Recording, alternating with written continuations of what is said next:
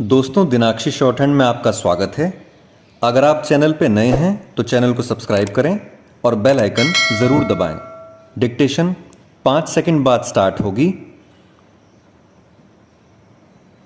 Ready, start. महोदय, मैं आपके यहाँ बहुत उत्सुकता के साथ इसलिए आया हूँ कि मैं अपनी आँखों से यह देख सकूँ कि यहाँ क्या क्या हो रहा है और क्या करने का विचार है।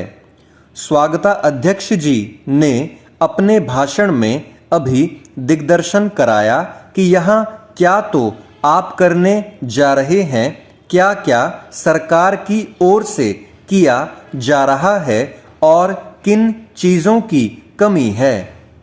मैं इन सब चीज़ों के संबंध में केवल इतना ही कह सकता हूँ कि जहाँ तक मुझे मालूम है, आपकी राज्य सरकार और केंद्रीय सरकार दोनों इस बात के लिए तत्पर हैं कि आदिवासियों की उन्नति के लिए यथेष्ट और प्रत्येक संभव प्रयत्न किए जाएं।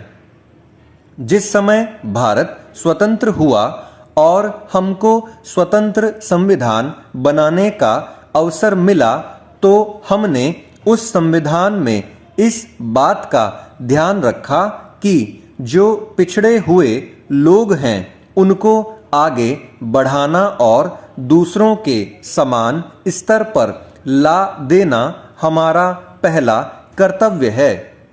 इसीलिए संविधान में कुछ ऐसी विशेष धाराएं रखी गईं जिनके अनुसार पिछड़े हुए लोगों को आगे बढ़ाने का भार हमारे ऊपर आया। पिछड़े हुए लोगों में 3 प्रकार के लोग हैं। कुछ लोग तो वे हैं जो अछूत माने जाते हैं।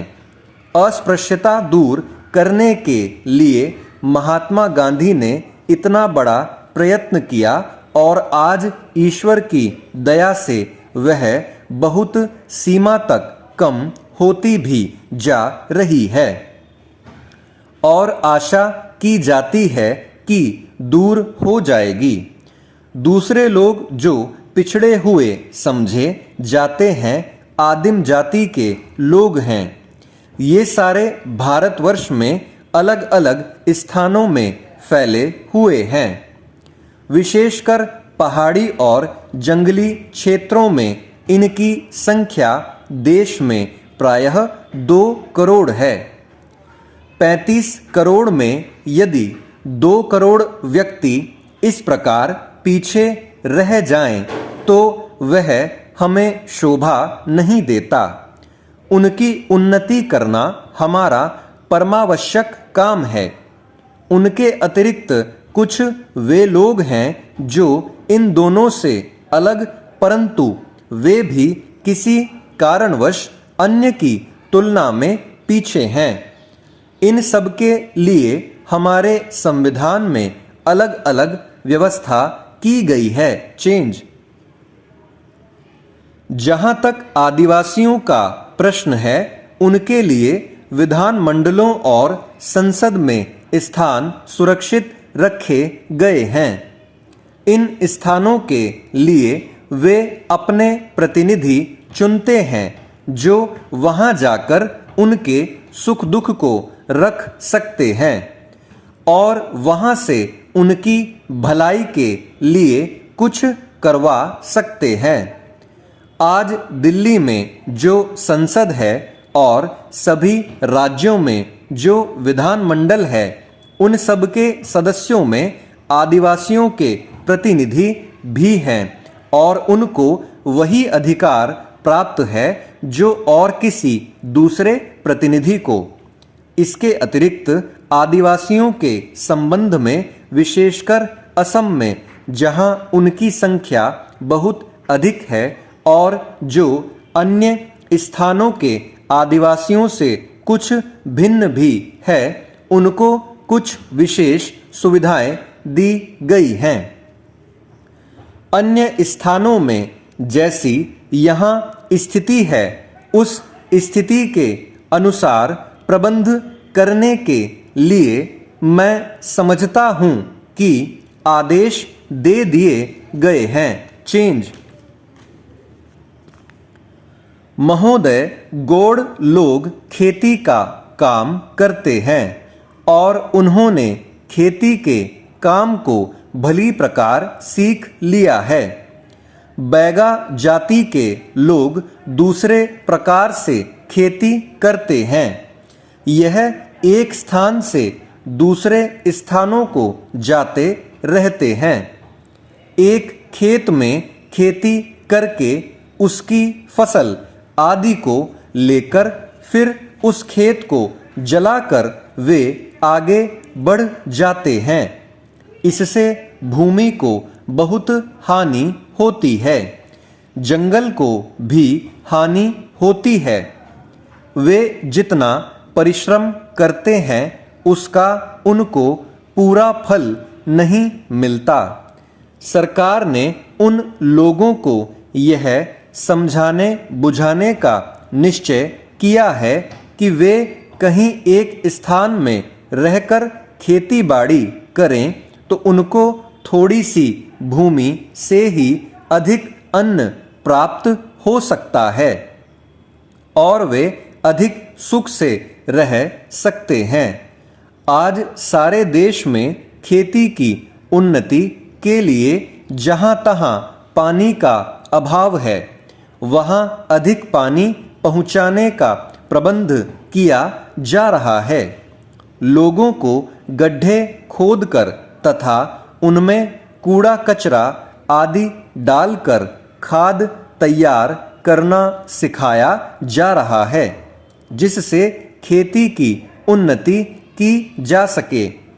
लोगों को अच्छे बीज देकर अधिक उत्पादन करने के लिए प्रोत्साहन दिया जा रहा है।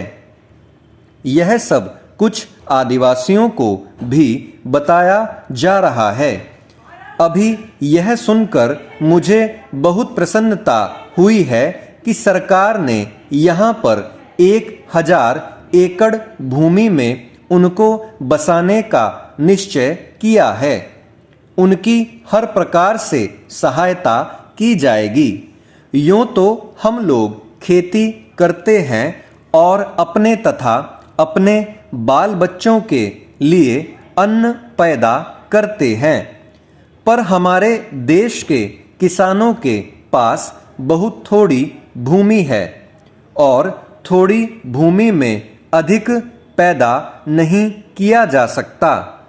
इसलिए सोचा यह गया है कि यदि कई किसान मिलकर अपनी खेती सामूहिक रूप से एक साथ करें तो उससे उनको अधिक लाभ होगा। चेंज। मान लो कि एक किसान के पास 2 बैल हैं, परंतु उसके पास भूमि इतनी है कि वह 2 बैलों से नहीं जोती बोई जा सकती।